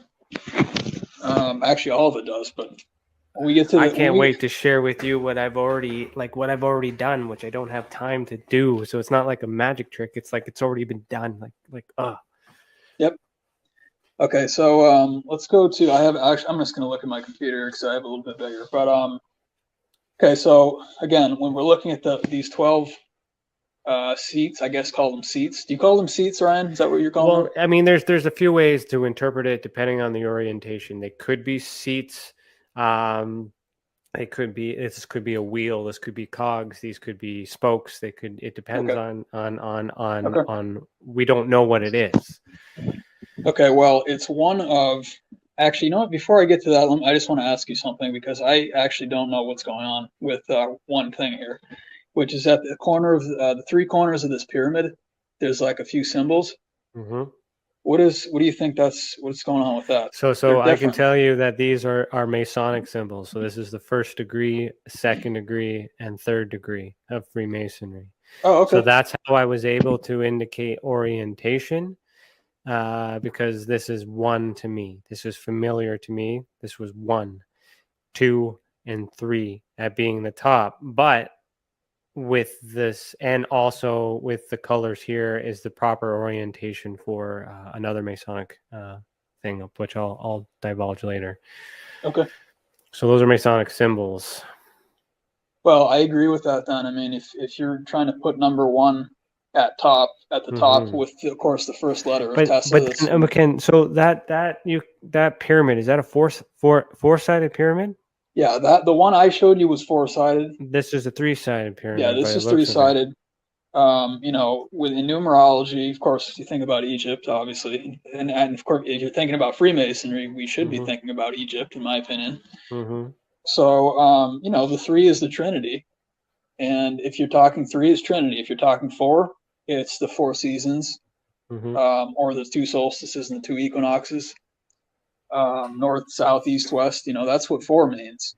So it's just all about how whoever wanted you to draw this, how they have conceived of what's important to them. I'll put it that way. Because, you know, here's a good example. When you talk about Western astrology is very accurate, but Vedic astrology is also very accurate, but they have a lot of differences between them. Vedic comes from India, Western comes from Egypt, but they're different systems. But they're still all valid, and the difference being that what was being focused on, what was the focal point in terms of what you wanted to convey. And actually, I'll bring up China. If it's a Chinese zodiac, then you're talking about the moon. It's not about the sun anymore. It's about the moon and about the years. Mm-hmm. So they're all accurate. It's just how you want to divide it. So when I look at this, I'm like, okay, how did they want to divide it? Whoever gave this to you. So in any case, the 12, there's 2, really in my mind, there's 2 options for that. The first is that somehow each of those 12 seats are representing, of course, 1 sign of the zodiac. That would be the most obvious explanation, but it might also be the 12 houses of the zodiac, which is even more specific. Well, in some ways, it's more specific to they're like different segments of your life. They're like different pockets of your life, the houses. So in terms of trying to fill up all of these seats, I mean, maybe we should, maybe I should go really quickly. I don't want to take up a huge amount of time with this because the rest is more exciting to me, but maybe if I can quickly go through the 12 signs and the 12 houses, then if you start hearing something that fits in with what you're trying to fill in terms of how you're trying to build the organization and everything, which seats you want to fill, then that's going to inform me which one I think it is, because it could be either system. Okay. And the orientation, and I can explain that too with the part I want to show as well. Yeah. Okay. And the orientation, it definitely matters, but it's a little bit, you know, I can't see what's beneath the green chair and the yellow chair and the red chair and the blue chair. Obviously, those are the elements, but they're not similar to the other, you know, black and white symbols. So that's interesting to me. But anyway, so I'm just going to do a really, really quick recap of the 12 signs. And if you start, you know, hearing like paradigms or like themes that are common to what you're trying to do, you know, yeah, I'll let you know. Okay, yeah, feel free to stop me. Okay, so it starts with Aries. Now, Aries should be at the far left where that green chair is. I'm not sure if I completely understand yet how it's supposed to be or what it's supposed to be, but we'll give it a shot. Okay, so Aries is the first sign. Aries is the ram, which is the sheep. It's a sheep or the ram. Aries are they're very intense people. They are very focused on taking action and making something happen. They often don't think a lot about before they do something, and they end up getting into trouble or into a fight. Aries are also called the infants of the zodiac because they don't, like I said, they're not really processing. They just take action. No, it's really the motto would be don't think, just do it. Just take the action. That's Aries. Okay, the second one is Taurus, and Taurus is the bull, or the cow or the bull, and Taurus is the one that really takes its time. It enjoys all of the pleasures of life. It appreciates kindness and honesty and communication, things of that nature. They have a really good sense of humor. But like I said, they take their time. That's probably the most important part of Taurus. They can be very stubborn too. The third sign, which is your sign, is Gemini. Gemini are the twins. So in a Gemini person, there's really kind of like two people. I mean, it's the twin mindset. So it's also a really good example of duality. But Geminis really like conversation. They like looking at both sides of things. They like having fun. They're really good at communicating. Like I said, look at both sides of the issue. They don't really show emotions. They don't tend to. And then moving to the fourth one, that's going to be Cancer. Cancer is it's a very sensitive sign. They're very generous people. They tend to be somewhat traditional or conservative. They're careful about what they do. They need to feel safe. They need to have a safe space. Usually it's like their house. Then you have the fifth sign, which is Leo. And Leo those are the kings and queens of the zodiac. That's the lion. So the sun, I'll just point out, the sun rules Leo. It's the only sign that the sun rules. And it makes it, very, very important, very vital in the zodiac, because the sun is the focus for all of astrologies. The sun is really the focus when you're talking about the planets, at least. Okay, so Leos tend to be they can be very prideful, but they also have a lot of honor. They believe in doing what's right. They believe in truth. They believe in treating people fairly. But they can be very standoffish too. And if they're not interested, they'll just walk away. They won't say anything. They'll just be gone. Number 7 is going to be Virgo. It's referring to the virgin. So the virgin's they're very conservative. They're very careful. They're very cautious. They're very sweet people. They're very good hosts. They're very good at compiling information and putting things together, pulling data, stuff like that. Let's see, we got 6, 5, 4, 5, 6. That was 6. Excuse me, that was 6. 7 is Libra. So now you're actually in the dark half of the year. Libra starts when the fall starts. And Libras they're interested in balance. Libra is the scale. So they're interested in balancing everything. They want everyone to get along. They're very sweet people. They're very sensitive people as well. They have a hard time making decisions. They can be very indecisive because they're on both sides of the scale. And then the 8th sign, which is where we are right now, it's in Scorpio.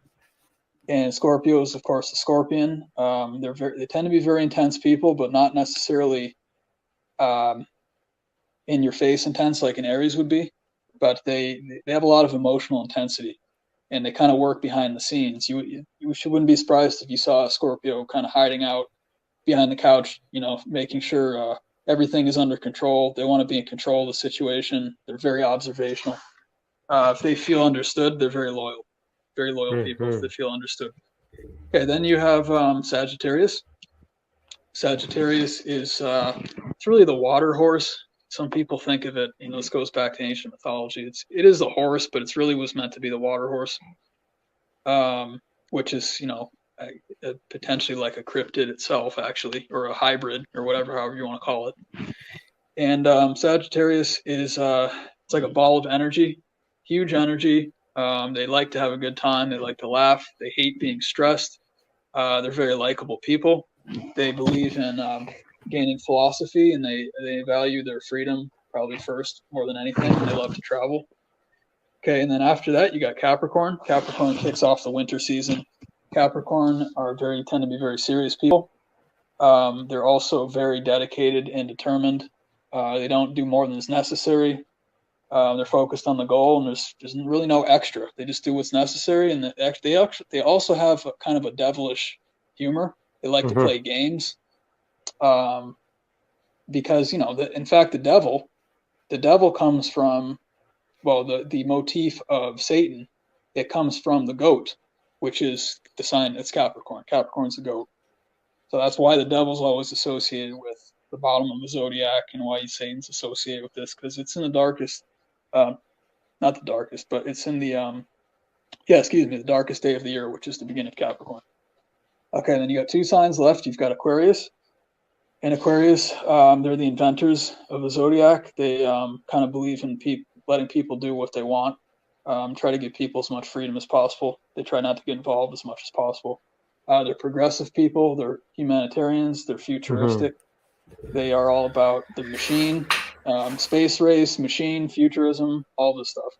By the way, that's the age that we're in right now. It's the age of Aquarius. Yeah. So you'll notice that those themes keep coming up in the major news headlines.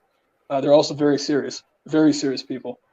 Okay, and the last one is Pisces. Pisces is the sign that is they're the dreamers of the zodiac. And they are very sensitive people. They are the wisest, generally speaking, of all the signs. And they kind of spend most of their time in their own world.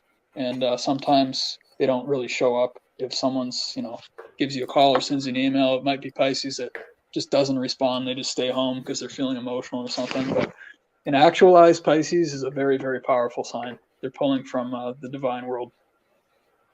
Okay, so those are the 12, Ryan. Those are the 12 signs. Oh, wow.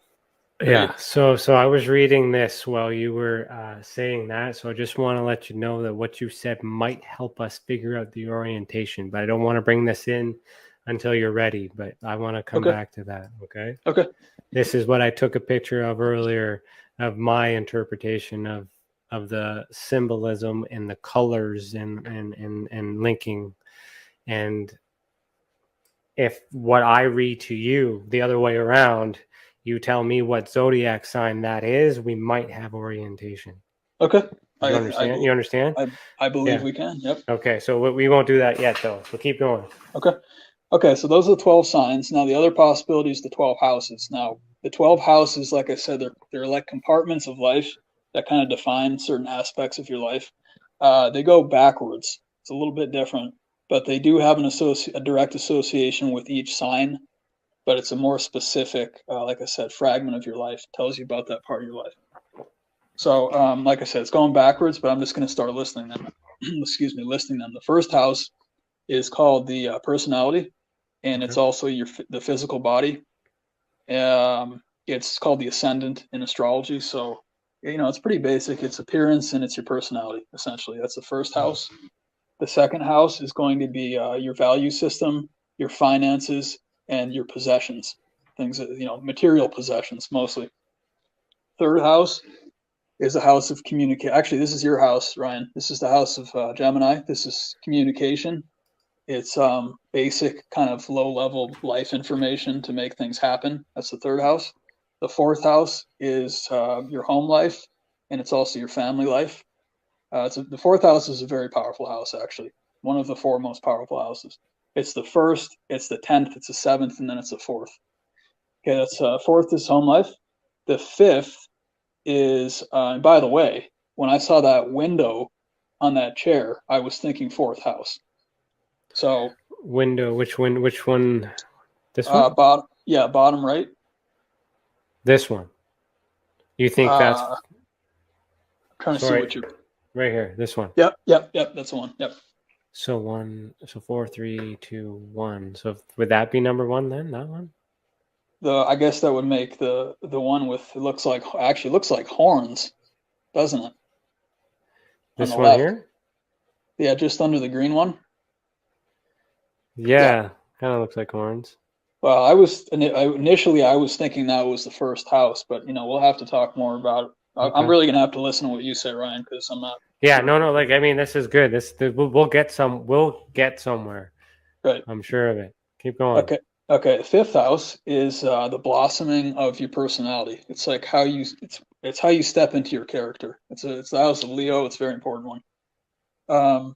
Although not necessarily the most powerful, but it's still important. The sixth house is your daily regimen. It's like your daily activities, how you do things on a daily basis. It would be like, you get up, you take a shower, you brush your teeth, you eat breakfast. It's like that kind of stuff. The seventh house is your best match. It can be a friendship, it can be a relationship, it can be a business relationship, it can be any of those things. It'll feel very natural, your best match, seventh house. Eighth house is going to be birth, death, sex, and transformation.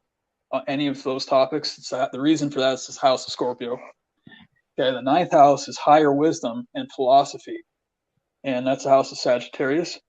The 10th house is the second most important house. The 10th house is called the midheaven, or the MC, and the midheaven is your career and your achievement and kind of like your aspirations, things of that nature. It's a very, very important. The 11th house is the house of teamwork and networking. And then the 12th house is it's the dream world. It's the house of dreams, essentially. It's the house of Pisces. So, it can be general or it can be more specific. Obviously, it's going to be based on what you want to do. It could be all of it. It could. My interpretation will line up with similar things of that, a different way of thinking. But I mean, this might narrow it down. I think it will. I personally think it will for sure. Okay. Then what you have is, so those are the two possibilities for the 12 that I'm seeing around that.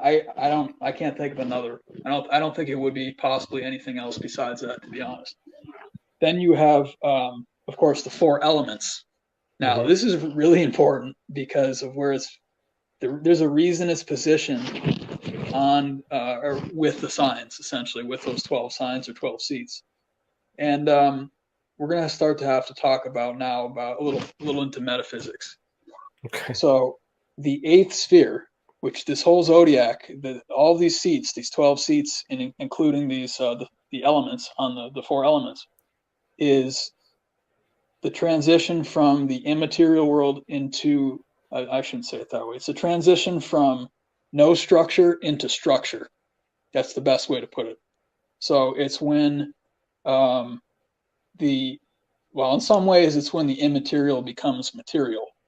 And that's why you have these elements there, because in order for you to create matter, it has to go through the 4 elements. And, this is from the ancient world. It's a very well-known teaching. And, of course, the top left, you have fire. The red one, of course, is fire. The top right is water. And those are also the male and female paradigms. You got the masculine and then the feminine. The fire is masculine, the water is the feminine. And then you have over on the far right, that's air. The yellow is air. And then over on the far left, that's earth. So the order and there's an order too. The order it goes through is it actually comes from ether first, which is, probably the next circle up we'll start talking about. But it goes from ether, it has to go through fire. That's where the spirit gets its flame. That's where all the spirits get their life from. Then it goes through, actually goes through the air. Then it goes through the water, then it goes through the earth. And you'll notice that the densities, they're increasing. The more it materializes, goes through each of these elements, and it starts to stamp it. So in addition to things that are immaterially becoming material, you're also having the world. It's really the dream world, or I'm going to get to that in a second.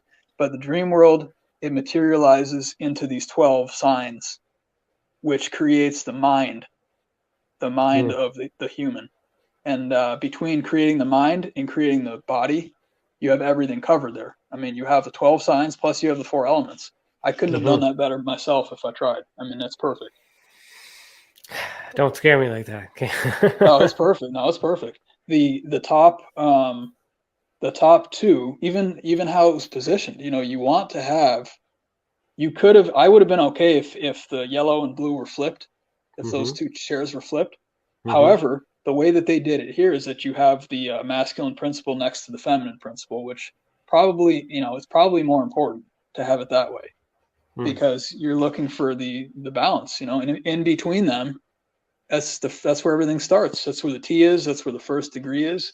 It's the summer solstice. I mean, everything is being celebrated at that top where that puzzle piece is. That one. And what's interesting too is like this is first degree, this is second.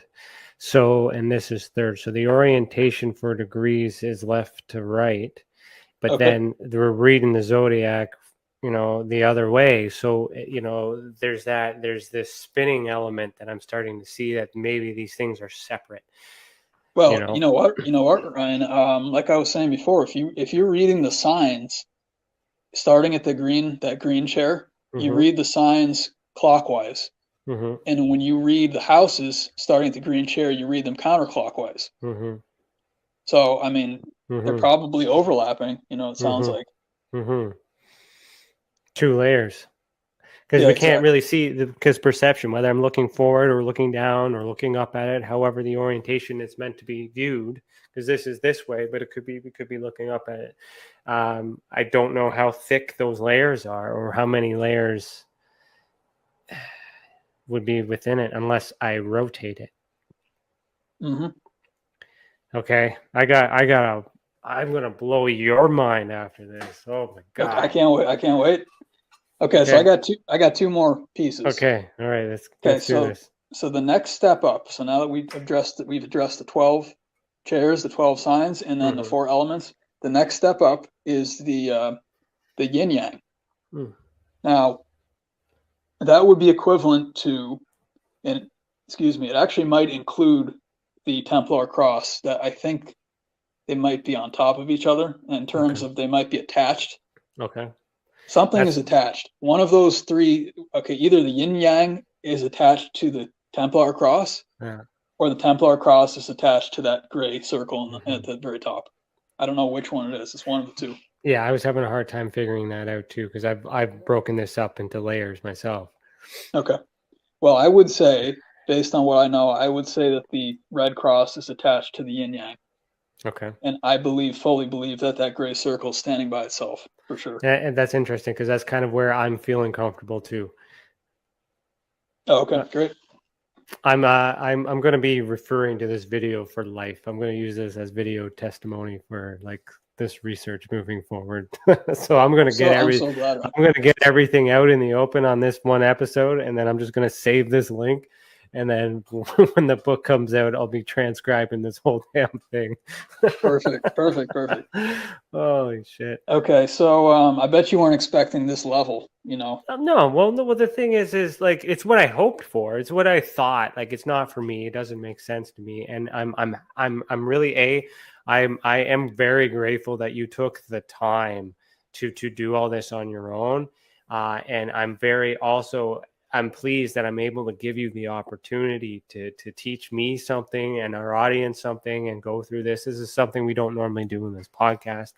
I mean, you're with me for life now, because I'm going to be like, hey, I learned something new. What does this mean? Like, you're really bringing me down a rabbit hole here, because like I'm exploring that experiencer side. This is an experience for me, but I'm trying to. You're bringing me through this whole, okay, it's normal. Okay, it's human. Okay, no, good. It's extraterrestrial. Oh no, it's ghosts. Like I'm trying to identify where this message came from, but like it's so this is good. Well, I think you'll see who it is in a minute. I very strongly believe I know who it is. So do I, but I'll wait till you get there. Okay. So we've got the yin and yang, of course. I'm just going to say it's attached to the red cross. Now, the red, okay, I'll start with the yin and yang. Okay, so the yin and yang, obviously, it's a very popular symbol. We already talked about there should be a small little circle on each of the, a black small circle underneath that T and a white small circle underneath the S. I would expect that to be there. Because there's always a small part of the opposite contained within, the opposite. Not the opposite, but the one that you're talking about. Okay, so this is just, it's absolutely genius. Now, if you go to that puzzle piece at the top, we're going to follow this black segment. Okay. And the reason and I've never, ever seen this I didn't even have a chance to think of it this way, but I'm going to start thinking of it this way now because I think this is the proper. Probably even, I would even say this is probably where the yin yang came from. And there's probably some people over in Asia who have better insight than me, but this is what I think just based on what I'm saying. Start that puzzle piece. You're going to notice that the black is increasing as you continue to follow that to the end of that black portion. Yeah. Okay, well, what's happening is that you're actually losing light. Okay. In that half of the year. That's the reason that that's happening. Yeah. And the point where you have the least light is, of course, at the bottom. Yeah. Which is where the black portion stops. And then it's the opposite for the light portion, is that starting at that circle at the bottom. Yeah. See, even if this is what blows my mind with all this stuff too, because if I'd have to do hypnosis on this, but I mean, if I were to go back and even if I had that moment of creative thought where I was like, maybe I want to orient, because I could have oriented the cross crooked, I could have oriented the yin yang crooked too. But now that links up. Oh yeah, I fully believe that yin yang is proper. That's how it's supposed to be. Because the light side, when we were talking about the winter solstice, if you start at that white circle at the bottom, you're increasing in light every day. Yeah. So, and by the way, when you start increasing in light, it's a few seconds a day. Mm-hmm. That's mathematically representing that, because the further you follow that, now you're getting more and more light every day till you get to the summer solstice at the very top, which is the widest part of that white portion. So that's telling you about the cycle, and like you said too, Ryan, it's telling you about the moon, the sun, and the moon, and how that play too. But it's also teaching you about the darkness, which is the right half of the year. Well, in one interpretation, and then the light period, which is the left part of the year, or the death cycle, which is the right part, the black part, and then the life cycle, which is the white part on the left. Okay. So now the red cross, if you put the red cross together with the yin yang, I believe what you have is a portal. Fuck me. Yeah. Yeah. Because it's, if you were to spin that like a top, we all know what that yin yang would look like. It would start to vortex, So everybody who is like, we're approaching the second hour, we are going to go over time because I am going to explain my version of this. And I absolutely freaking promise you that everything that he's saying will line up to what I have that I haven't said yet. So please stick around. And Sil, I'm sorry, I'm going to be going to bed a little bit late, but I hope you stay and watch this. This is a lifetime moment for me right now. We got to see this freaking through the end. Okay, keep going. Okay, so the yin yang together with this red cross, which they both represent a portal. Even separately, they would represent a portal. And actually, it's also a wormhole, Ryan. I mean, if you look at the T, you're going from the T to the S. That's how a wormhole looks. You got the toroidal field and everything. So if you have a wormhole that goes this orientation, and then you have a wormhole that goes this orientation, actually what you have is the structure of light, because this is the electric axis and this is the magnetic axis. That's how light works. Holy fuck. Yeah, so I'm over my F limit. Sorry, KPNL radio. I'm over my F-bomb limit. Yeah. Okay, so anyway, that's how that's how wormholes work, even taken separately. That does look, the fluted end. It's usually how you draw a wormhole. People will be familiar with that. But then together. So is there any relation to the Templar cross and the time travel wormhole, like based on any of your world religion studies? Well, the Templar cross, I mean, to me, the best connection would be probably to Freemasonry. Well, yeah. Well, it is connected to Freemasonry, and that's why I identify that as a Templar cross. But we still have that disc on top that we can't, we don't see what's underneath these layers. So right. It's challenging. Well, I would say that. Now I'm thinking about the colors actually, because. Okay, well, let me just put it this way: the black and the white and the red, which let's say they're all on the same level, this would be the 9th level. It represents the dream world. So this is ruled by Neptune, this level. And what you're going to have is actually, it's going to be a lot like this. The dream world is full of a bunch of swirling colors. So the dream world's the portal. The dream world is the freaking portal. It is the portal, and actually, it gets even more interesting, which I'll describe to you in a second. But before everything takes form, before it materializes, it goes through the elements and the 12 signs. Then you have a, it's like you're kind of trying to construct stuff, and like you're trying to.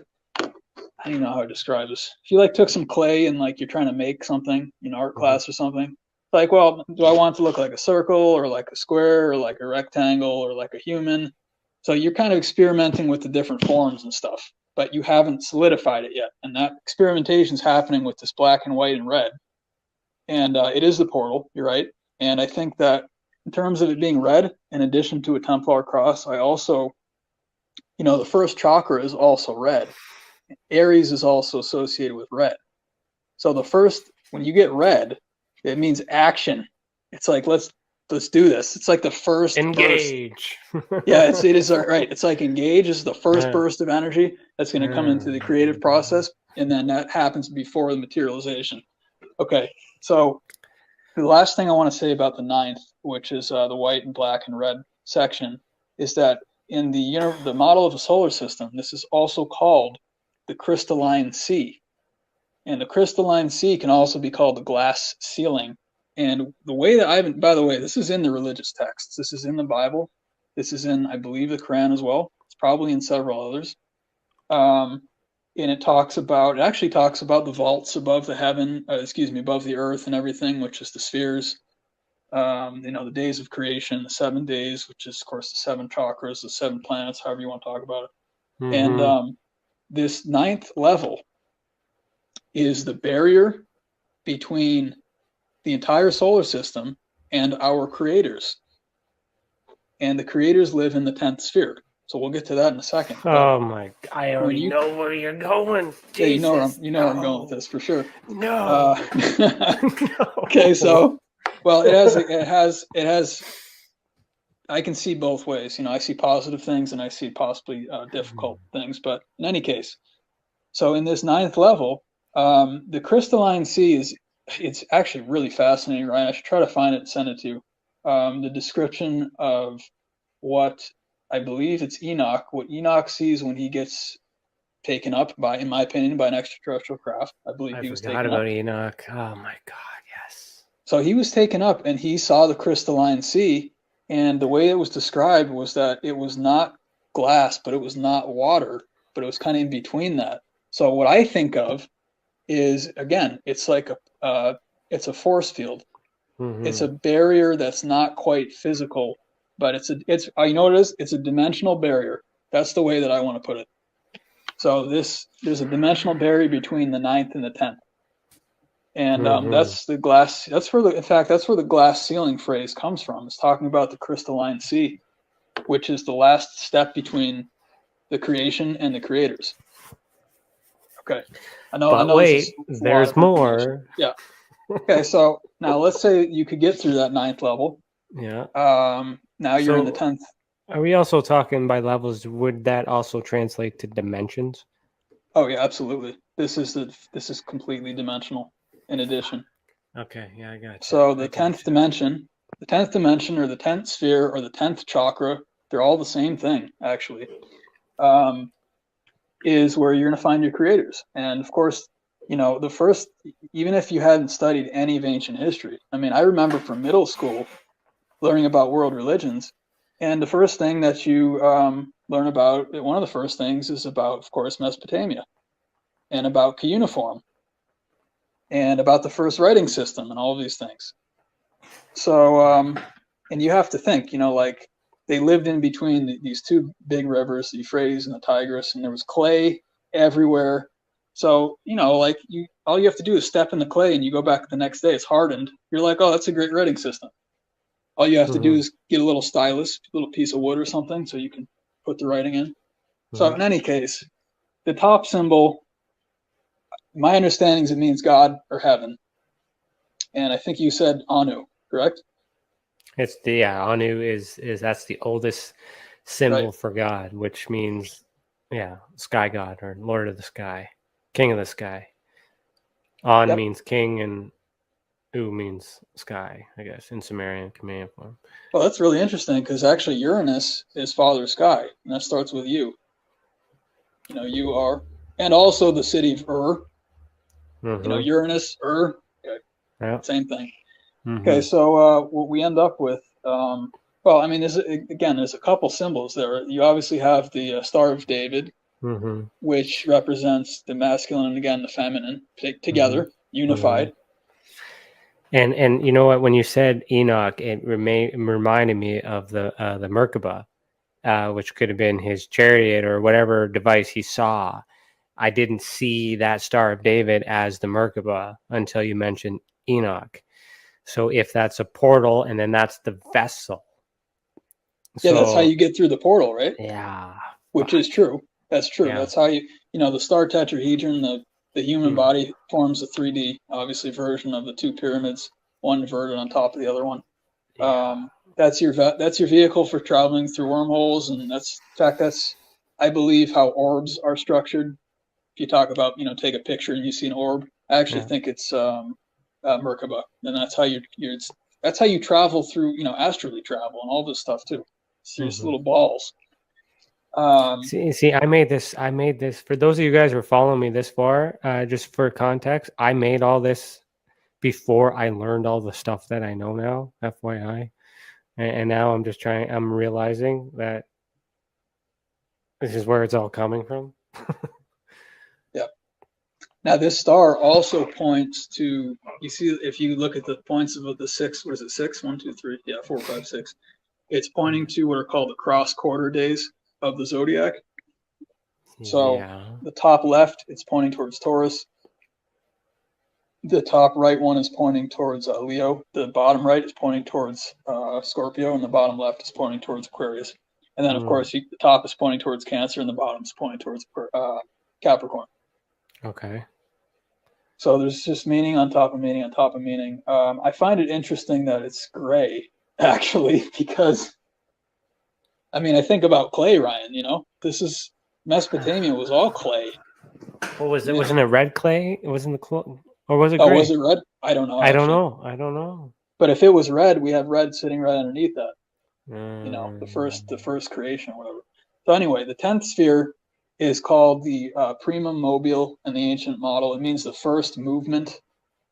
And this is actually something that came up really recently when I was talking with one of my friends. And traditionally, the 10th sphere is said to be ruled by Pluto. But the problem with that is that Pluto is very similar to a lot of other bodies that are out next to it, out in the outer solar system. Yeah, I think that part was a fairly recent discovery, is that they realized it's not that different from a lot of the bodies that surround it. A lot of these small icy bodies that surround it. I believe it's the biggest one, but it's very similar to a huge number of other icy, you know, rock masses out there. So now when you couple this with Planet X, that's when it's going to get really interesting, because Planet X... Yeah, but you haven't gone past 10, so I was wondering when you were going to bring in the other two. Yeah. The other two, which ones? Well, are there not 12 planets, or are there 10? Oh, no. Well, there's 10, but there's 12 aspects of the mind. That's the mental creation. The mental creation's based in 12. The model of the solar system is 10. Okay. So Planet X, so you're saying that this final level, this orb here is Nibiru, Planet X. That's exactly what I'm saying. It's definitely Nibiru. And sideways. You know, it's invisible, but we know it's affecting the orbits of Neptune at least. I thought Uranus as well. And the scientists have said it. They said, well, it's such a huge mass that we know it's affecting these outer orbits, but we can't see it. We don't know what it is. We don't know where it is. So you know what? Of course they're going to be invisible. They're the ones that control this whole system. They can do whatever they want. So with it being as intricate in layers and all this other stuff and symbolism and all this other stuff, and this being a Sumerian device, let's just assume that the creator, if it's Anunnaki, Sumerian, using the base of 60, is there any way to indicate time, like a when? Like, is this a message? Is this instructions? Is this just the answer? I think it's like, definitely. Hey, find me. Like, what the? Well, it's showing us who created the solar system. That's number one. And then the second thing it's showing us is how they created it, and how you go from thought. It moves through the elements, and then it moves. Well, there's probably kind of two things happening simultaneously. Probably the first thing that happens is it goes through the mind. So it crystallizes as the 12. Okay, imagine this. Imagine a Sumerian god or an Anunnaki. When they create something, the first thing that happens is a thought. Then that thought, it has to move as light, invisible probably initially, as light through, invisible to us. It has to go through the dream world. So they're thinking, that's sort of the thoughts kind of are coming in, and they're experimenting with different forms of that nature. And then it gets stamped into the 12, which is the mind structure. That's the thinking aspect of the world. And then the physical structure gets stamped from the elements, those 4 elements. You got both happening at the same time. So I think they're showing how they created this. That's number one, and what it is, and how it's consistent with all the models that have been taught through the ancient past. And it's only recently that we've kind of come away from some of these, or a lot of these, in my opinion, original teachings. But what you have is, they're up in the 10th sphere. They're on their planet, and this is their view from their planet. When they look down, they see the portal through the 9th dimension. They see the mind being created, and then they see the body being created, which is the pyramid aspect. And those, of course, the planets, all the planets exist underneath this whole diagram. Planets are part of the pyramid. And then the 12 is, of course, that's the zodiac, which is above that. Well, Uranus is there too, but it's above that. So, now the question comes down to, in terms of TESA though, I think it's also, what I'm thinking it's like, I feel like they're reaching out, Ryan, and they're saying, let's get this extraterrestrial question coordinated so that we can start to make better sense of it. And let's get the proper people involved, and let's get this baseline information correct. And that's been my mission the entire time. That's what I'm doing, is matchmaking, trying to find the right people. And I have these rules and this philosophy, and that's where their chair system kind of comes from. That's where I feel. And do you have more to share, or can I get into this part? Because this will line right up. Yeah, no, I'm ready, Ryan. You're ready for this now? Okay. So interesting enough, this is what's written here on the side is my interpretation at the very beginning of me trying to understand why and what this is. So for me, with my analytical thinking, recognizing the symbols, I was thinking symbolism. These symbols mean something. The colors mean words, and they mean feelings and emotions. And if these are chairs, these are emotions and traits and characteristics that would belong to these chairs. Like, I'm thinking physical people that sit in these chairs as these team. But then you're saying zodiacs and houses and stuff like that. So maybe that's another element to be like, okay, it's someone who sits in these chairs, has these qualities, but also is in that zodiac. So I got to kind of like get that element. Me as a Gemini sitting in the Gemini chair, but do I possess those elements? I don't know, unless we can establish orientation, because I've been trying to figure out, like, where one starts on this. But then that's why I thought with the Masonic symbols that orientation was 1, 2, 1, 2, 3 for counterclockwise, but then TESA was clockwise. So it's a cog. It's like it's time. It's too many things are turning. So it's hard for me to determine layers. That's why I thought layers, and that's why I thought different orientations of spinning. Spinning was essentially the motion. Yep. So what this is I just took, printed off a black and white copy, and then me tried to make sense of it. So, can I bring this up twice? Can I open it? No, I can't open up two. Okay. So what I did. Hey, you know what else it might be, Ryan? I just want to forget. Yeah. It might actually be, one of their craft as well. Because you are just stay to the end. Okay.